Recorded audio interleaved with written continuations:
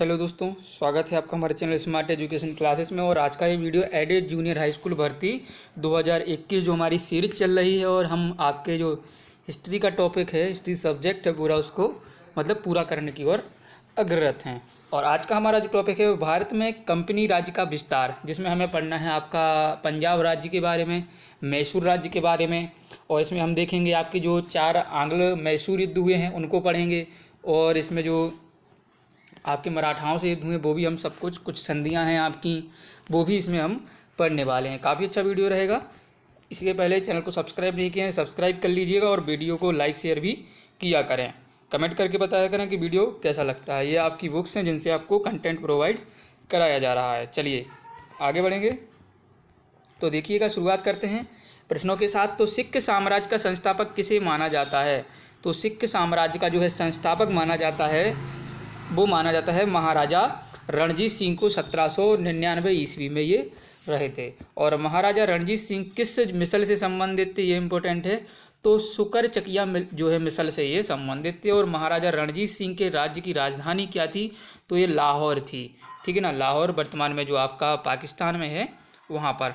और है महाराजा रणजीत सिंह ने सुप्रसिद्ध कोहिनूर हीरा किससे प्राप्त किया था? तो ये लिया था इन्होंने शाह शुजा से इन्होंने प्राप्त किया था। और 25 अप्रैल 1809 को अमृतसर की संधि किनके मध्य संपन्न होती है? तो महाराजा रणजीत सिंह और अंग्रेजों के मध्य जो है कौन सी संधि होती है? अमृतसर की संधि होती है।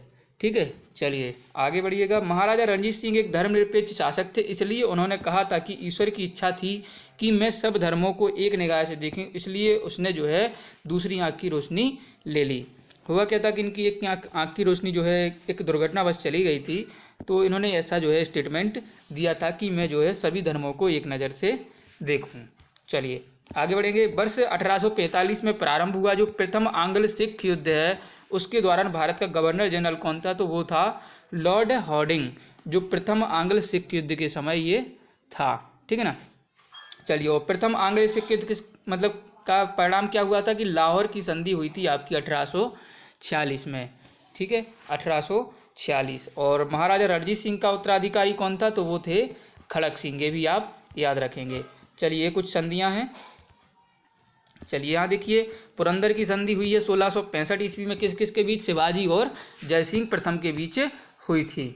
चलिए, और आगे आता है बड़गांव की संधि। तो ये 1779 ईस्वी में होती है आपकी, जो प्रथम मराठा युद्ध जिस समय चल रहा होता है, तो मराठा और अंग्रेजों के बीच। सालबाई की संधि ये भी आपकी प्रथम मराठा युद्ध के समय होती है, मराठा और अंग्रेजों के बीच 1782 ईस्वी में। और देवगांव की संधि ये 1803 ईस्वी में होती है, द्वितीय मराठा युद्ध जिस समय चल रहा होता है। और सुरजी अर्जुन गांव की संधि ये 1803 ईस्वी में होती है। पूना की और सुरजी वाली जो होती है, ये होती है आपकी सिंधिया और अंग्रेजों के मध्य। और जो पूना की संधि 1817 वाली है, ये होती है आपकी ब्रिटिश ईस्ट इंडिया कंपनी और पुणे के पेशवा जो बाजीराव द्वितीय थे ना, उनके बीच होती है। और लाहौर की संधि आपने ये 1846 होना चाहिए, यहाँ पर बुक में मिस्टेक होगी, जो आपके रणजीत सिंह के बीच हुई थी। और अमृतसर की संधि 1809 में ये होती है। ठीक है ना। चलिए आगे बढ़ेंगे। द्वितीय आंग्ल सिख युद्ध किस गवर्नर जनरल के समय हुआ? तो पहला वाला तो हुआ था आपका किसके? हार्डिंग के समय। दूसरा हुआ था लॉर्ड डलहौजी के समय। और 13 जनवरी 1849 को हुए एक चिलिया वाला युद्ध हुआ था, उसमें अंग्रेजों सेना का नेतृत्व जो है किसके द्वारा? लॉर्ड गफ के द्वारा किया जा रहा था। और सिख साम्राज्य का अंतिम शासक जो हुए हैं वो दलीप सिंह थे। और वर्ष 1849 में ब्रिटिश सिख साम्राज्य के विलय के दौरान भारत का गवर्नर जनरल कौन था? वो था लॉर्ड डलहौजी। और स्वतंत्र राज्य के रूप में मैसूर की स्थापना किसने की थी? हैदर अली ने की थी, जिसका पुत्र हुआ था टीपू सुल्तान। और आंग्ल मैसूर युद्ध जो 4 हुए हैं मोस्ट इंपोर्टेंट है, इनको हम एक बार समझ लेते हैं। तो देखिएगा, प्रथम आंग्ल मैसूर युद्ध जो आपका 1767 से हुआ है 1769 तक। देखिए हुआ क्या था, आपको थोड़ा पहले बता देते हैं एक मैप के जरिए, यहीं पर बना लेते हैं हम। जैसे आपका हमने ये बना लिया है जो प्रायद्वीपीय भारत, तो इसमें आपका ये ब्रिटिश ईस्ट इंडिया कंपनी यहाँ पर राज कर रही है। और इसके बाद यहाँ पर आते हैं आपके पेशवा चल रहे हैं, जो आपके मराठा हैं ना वो। और आपका इसके बाद यहाँ पर आते हैं जो हैदराबाद है ना आपका वर्तमान, तो यहाँ पर आपका निजाम का शासन चल रहा है। और यहाँ पर आपका चल रहा है मैसूर। ठीक ना, जहाँ पर हैदर अली शासन कर रहा है। ठीक ना, ये आपका कर्नाटक वगैरह पड़ता है, पुदुचेरी है, और ये कर्नाटक वगैरह मद्रास। और ये आपका है त्रावणकोर। ठीक है, यहाँ पर पड़ेगा त्रावणकोर। ठीक है ना। तो ये जो है त्रावणकोर आपका ब्रिटिश ईस्ट इंडिया कंपनी का होता है। तो इस प्रकार से ये शासन चल रहा होता है। चलिए अब हम देखेंगे प्रथमांक मैसूर युद्ध का क्या है जी, 1767 से 69 यानी कि 2 साल। शासक कौन है, हैदर अली होता है और बंगाल का गवर्नर था उस समय लॉर्ड वेलेस्टर। और इसका परिणाम क्या होता है, मद्रास की संधि होती है 1769 में। हैदर अली दक्षिण भारत का प्रथम शासक था जो कि अंग्रेजों से पराजित नहीं हुआ था, यानी कि इसने जो है अंग्रेजों को हरा दिया था। ठीक है ना। हैदर अली की इसमें विजय हुई, मद्रास की संधि हुई, क्षतिपूर्ति हुई थी इसमें ब्रिटिश ईस्ट इंडिया कंपनी को। और आगे से यदि कोई मराठा आक्रमण होता है तो सैनिक सहायता देगा कौन, ब्रिटिश ईस्ट इंडिया कंपनी सैनिक सहायता देगी, ऐसा ये हो गया। आगे द्वितीय आंग्ल मैसूर युद्ध होता है 1780 से लेकर 84। हैदर अली शासन कर रहा है उसमें और बारन हेस्टिंग बंगाल का गवर्नर है। और मंगलौर की संधि होती है 1784 में। हैदर अली की मृत्यु बीच युद्ध में हो जाती है, लेकिन नेचुरली डेथ होती है, किसी को मतलब ऐसा नहीं कि किसी ने मारा है। ठीक है ना। उसके बाद टीपू सुल्तान जो है उसी रात को अपना शासन ग्रहण कर लेता है। ठीक है ना। तो ये होता है। तो दूसरे में जो है किसकी मृत्यु हो जाती है, आपकी हैदर अली की। ठीक है। तीसरे में आगे तृतीय आंग्ल मैसूर युद्ध 1790 से 92 में होता है। टीपू सुल्तान जो है मैसूर शासक होता है और लॉर्ड कॉर्नवालिस जो है बंगाल का गवर्नर होता है। संधि होती है श्रीरंगपट्टनम की संधि, सन होता है आपका 1792। और टीपू सुल्तान की स्थिति जो है कमज़ोर हो जाती है। ठीक है ना। चलिए आगे देखते हैं। तीसरा आंग्ल मैसूर युद्ध हमने देख लिया है। तो जो परिणाम क्या होता है कि टीपू को जो त्रावणकोर पर आक्रमण करना, टीपू सुल्तान त्रावणकोर हमने आपको बताया ना, तो वहाँ पर ये टीपू सुल्तान ने आक्रमण कर दिया, जिससे क्या है इसकी स्थिति कमज़ोर हो गई थी। ठीक है ना। और जो मैसूर की राजधानी थी ब्रिटिश ईस्ट इंडिया कंपनी वहीं पर भी पहुँच गई, जो श्रीरंगपट्टनम थी। तो वहीं पर जो है ये संधि होती है, इसलिए इसे रंगपट्टनम की संधि कहते हैं। ठीक है ना। तो याद रखिएगा, टीपू एक साइड तो अपना टीपू लड़ रहा था, टीपू सुल्तान जैसे मैसूर का शेर भी कहते हैं, और एक साइड कौन था, ब्रिटिश ईस्ट इंडिया कंपनी निजाम हो गए और आपके जो पेशवा मराठा थे ना वो। और इसमें होता क्या है कि जो है 3 करोड़ रुपए का हर्जाना मांगा जाता है ब्रिटिश ईस्ट इंडिया कंपनी ने, किससे, उससे, टीपू से। और इसके 2 बेटों को भी ये ले जाते हैं कि आपका पैसा अभी पैसा नहीं है, आप पैसा देना, अपने बेटों को ले जाना। ठीक है ना। और British east India company plus जो मित्र हैं, मित्र कौन, निजाम और मराठा, उनको आधा मैसूर दे दिया जाता है। ये होता है श्रीरंगपट्टनम में। चलिए फोर्थ आंग्ल मैसूर युद्ध 1799 में होता है। और टीपू सुल्तान, इसमें बात एक ही होती है कि टीपू सुल्तान को हमें मारना है, क्योंकि ये आगे जाके जो है विदेशों में भी जो फ्रांसीसी हैं उनसे नीति बना लेता है। ठीक है ना। और हम पर आक्रमण करेगा। लॉर्ड बेलीजली उस समय बंगाल का गवर्नर है और मैसूर सहायक संधि होती है, संधि नहीं, कुछ बेसिकली मार देते हैं टीपू को। टीपू सुल्तान की मृत्यु होती है। मैसूर में पुनः बडियार वंश की स्थापना होती है और अंग्रेजों ने बाडियार वंश के शासक से सहायक संधि कर ली, क्योंकि सहायक संधि के लिए कौन जाना जाता है, लॉर्ड बेलीजली। इनकी यही नीति ही थी कि मतलब हमें टीपू को मारना है और नया राजा जो बनाएंगे उससे सहायक संधि कर लेंगे और उसको लूटते रहेंगे। और सिख साम्राज्य के महाराजा रणजीत सिंह की तुलना फ्रांसीसी यात्री विक्टर जाकमा ने नेपोलियन से की है। चलिए आगे जीएस वाली नेक्स्ट बुक, इसके पहले आप वीडियो को लाइक कर दीजिएगा। चलिए आगे बढ़ेंगे। रणजीत सिंह के राज्य में जो है सम्मिलित था क्या, श्रीनगर, जो आपका कश्मीर में पड़ता है। और रणजीत सिंह संबंधित थे सुकर चकिया मिसल से संबंधित थे। और रणजीत सिंह, महाराजा रणजीत सिंह के राज्य की राजधानी क्या थी, लाहौर, पंजाब, जो आपका पाकिस्तान में पड़ता है। रणजीत सिंह ने सुप्रसिद्ध कोहिनूर हीरा प्राप्त किया था किससे, शाह शुजा से। और ईश्वर की इच्छा थी कि मैं सभी धर्मों को एक निगाह से देखूं, इसलिए जो है उन्होंने दूसरी आंख की रोशनी ले ली, ये महाराजा रणजीत सिंह ने कहा था। और महाराजा रणजीत सिंह के उत्तराधिकारी खड़क सिंह हुए हैं। अंतिम राजा जो है दलीप सिंह हुए हैं। और पंजाब के पूर्व महाराजा दलीप सिंह के विषय में 23 अक्टूबर 1893 को उनका निधन जो है पेरिस में हुआ ये, और नासिक में उनकी अंत्येष्टि हुई है। उन्होंने कभी भी सिख धर्म को नहीं छोड़ा था और कभी भी रूस नहीं गए थे। इनमें से आपको सही कथन बनाना, बेसिकली ये हार्ड क्वेश्चन है आपका पीसीएस लेवल का। तो इनमें जो सही है वो क्या है कि 23 अक्टूबर 1893 को उनका निधन जो है पेरिस में हुआ था। केवल इतना ही याद रखें। पंजाब के विलय के पश्चात पंजाब पर शासन करने के लिए 3 की परिषद के सदस्य कौन थे, 3 की परिषद बनी थी पंजाब के शासन के लिए। तो उसमें कौन कौन थे, सर हेनरी लॉरेंस जो इसके अध्यक्ष थे, और जॉन लॉरेंस, और चार्ल्स ग्रेविल, और मानसेल। ठीक है ना। और प्रथम आंग्ल मैसूर युद्ध में विजयी हुआ था कौन, अंग्रेज और हैदर अली। तो हैदर अली जो है विजय हुए थे प्रथम आंग्ल मैसूर युद्ध में। चलिए, और ब्रिटिश जनरल जिन्होंने हैदर अली को पोर्टो नोवा के युद्ध में हराया था वो थे सर आयरकूट। चलिए, टीपू सुल्तान ने अपनी राजधानी श्रीरंगपट्टनम को बनाई थी, जहां पर संधि भी होती है 1792 में श्रीरंगपट्टनम की। वह भारतीय शासक जिसने विदेशों से आधुनिक पद्धति से दूतावास स्थापित किए थे। तो टीपू सुल्तान ने विदेशों से दूतावास स्थापित किए थे, और जिनका क्या है अंग्रेजों को डर था, तभी तो उन्होंने टीपू को मरवा दिया था ना। चलिए आगे दिया है आपका कि अंग्रेजों ने श्रीरंगपट्टनम की संधि की थी किससे, टीपू सुल्तान से की थी। तीसरा आंग्ल मैसूर युद्ध था। और आगे देखिएगा, चलिए ये हो गया। और टीपू सुल्तान अंग्रेजों के साथ युद्ध में कब मारे गए थे, 1799 ईस्वी में चतुर्थ आंग्ल मैसूर युद्ध में। और लॉर्ड बेलेजली कमान संभाल रहा था बंगाल के गवर्नर की। चलिए, प्रथम आंग्ल मैसूर युद्ध में हैदर अली विजित हुए थे। द्वितीय आंग्ल मैसूर में थे या अनरणनायक हुआ था, ठीक है ना, क्योंकि जो है इसमें संधि हो गई थी आपकी मंगलौर वाली। और तृतीय आंग्ल मैसूर युद्ध में टीपू सुल्तान युद्ध में पराजित हुआ और अपना भूभाग अंग्रेजों को दे दिया। और चौथे में टीपू सुल्तान पराजित हुआ और युद्ध जो है युद्ध के मध्य दिवंगत हो गया। और बेगम समरू ने एक अति प्रसिद्ध चर्च का निर्माण करवाया था, वो कहाँ, सरधाना में। ये क्वेश्चन आपको ऐसा ही याद रखना है। बेगम समरू ने एक अति प्रसिद्ध चर्च का निर्माण कहाँ करवाया था, सरधना में। और सही कथन है, ये सारे सही हैं, इनको एक बार पढ़ लेते हैं। महाराजा रणजीत सिंह ने लाहौर में तोपों को निर्माण के लिए एक आधुनिक ढलाई खाने स्थापित किए थे। और आमेर में सवाई जय सिंह ने यूक्लिड में रेखागणित के तत्वों का संस्कृत में अनुवाद कराया। और मैसूर में टीपू सुल्तान ने श्रृंगेरी मंदिर, जो आपका कर्नाटक में पड़ता है, देवी शारदा की मूर्ति निर्माण के लिए धन दिया था। आज वर्तमान में एक श्रृंगेरी पीठ भी है। और सही कथन क्या है, प्लासी के युद्ध में सिराजुद्दौला की पराजय के लिए मीर जाफर ने अंग्रेजों से मिलकर जो है षड्यंत्र रचा था। और अंग्रेजी ईस्ट इंडिया कंपनी के कंट्रोल के खिलाफ बगावत नहीं की थी, किसने, हैदराबाद के निजाम ने। क्योंकि ये निजाम कुछ नहीं थे, कभी इधर चले जाते थे, कभी उधर चले जाते, इनके बस का कोई काम नहीं था। चलिए, अब ये जो कक्षा आपकी 8th की बुक है उसमें कुछ चीज़ें इंपॉर्टेंट लगी हैं, तो वो हम आपके लिए ले आए हैं। चलिए देख लेते हैं एक बार। ये कहा गया है टीपू सुल्तान के बारे में कि एक टीपू सुल्तान ने ये कहा था कि एक शेर की तरह एक दिन जीना बेहतर है, लेकिन भेड़ की तरह लंबी ज़िंदगी जीना जो है ये अच्छा नहीं है, ठीक है ना। चलिए, मराठों से संघर्ष, हम इसको एक बार पढ़ लेते हैं क्योंकि इससे प्रश्न बनने की संभावना बढ़ जाती है। चलिए, मुगल साम्राज्य की पतनावस्था में मुगलों की केंद्रीय सत्ता निर्बल तथा प्रभावहीन हो चल रही थी।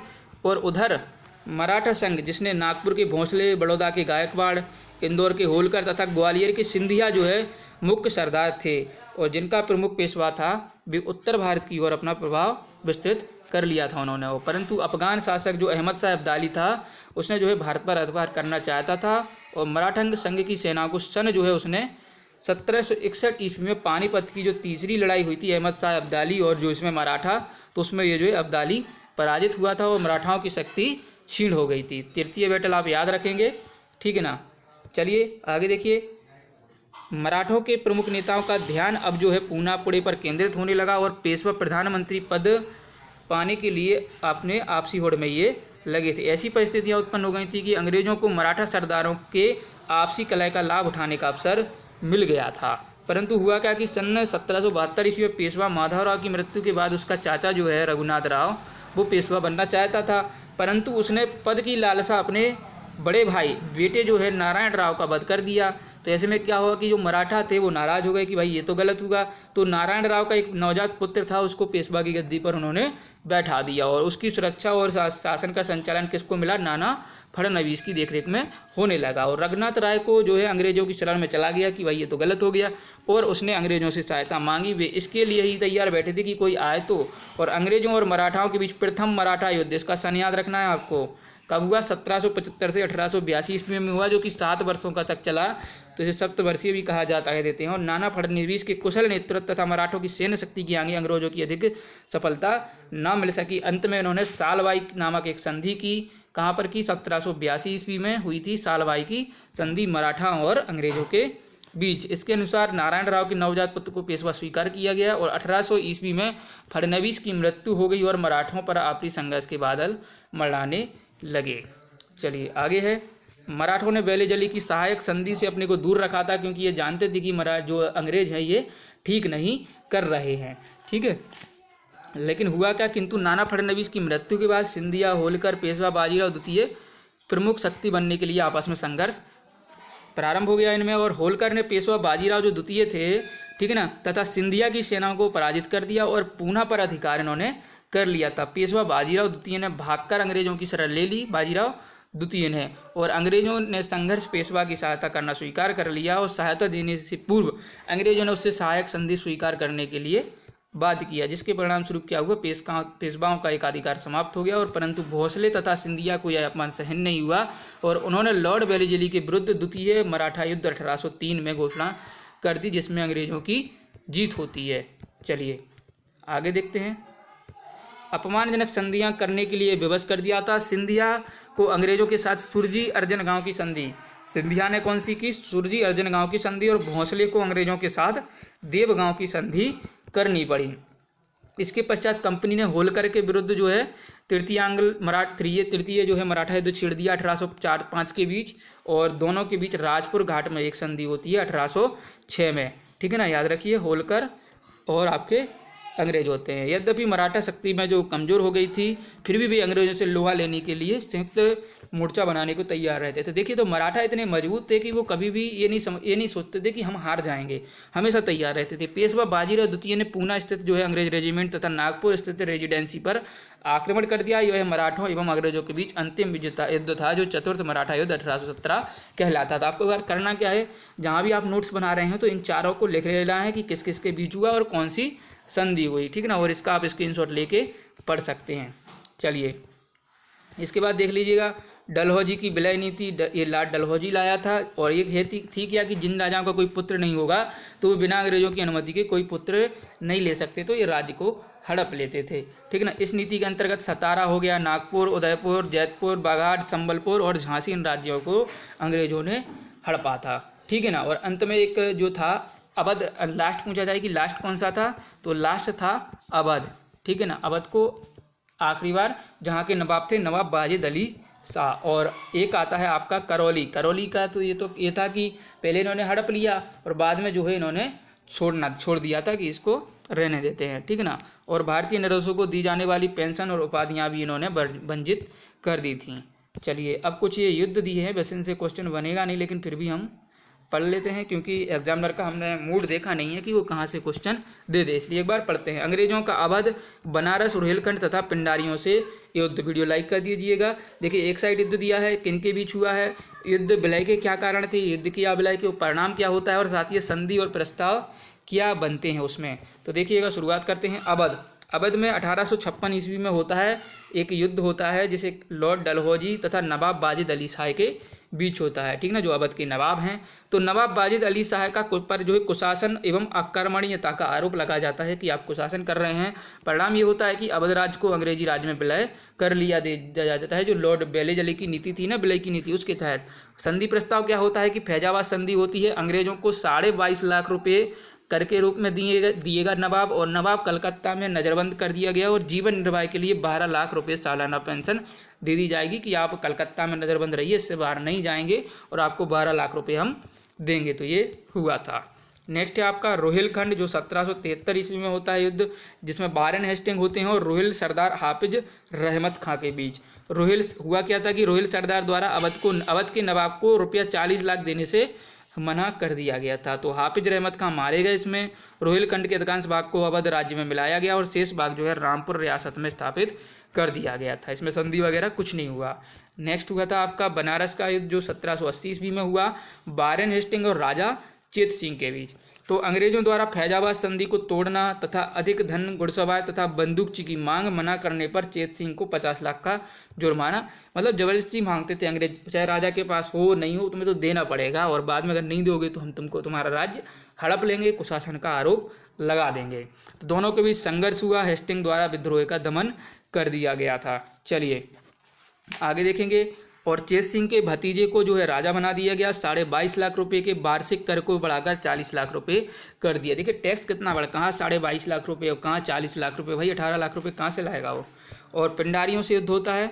तो पिंडारियों से युद्ध की बात, ये लूटमार करने वाले थे पिंडारी। 1816 से 1818 ईस्वी लॉर्ड हेस्टिंग और पिंडारी के अमीर खां, करीम खां और जो है आपका एक और वासिल खां मोहम्मद तथा चीतू, ये सारे जो एक साइड थे पिंडारी और एक साइड था आपका हेस्टिंग।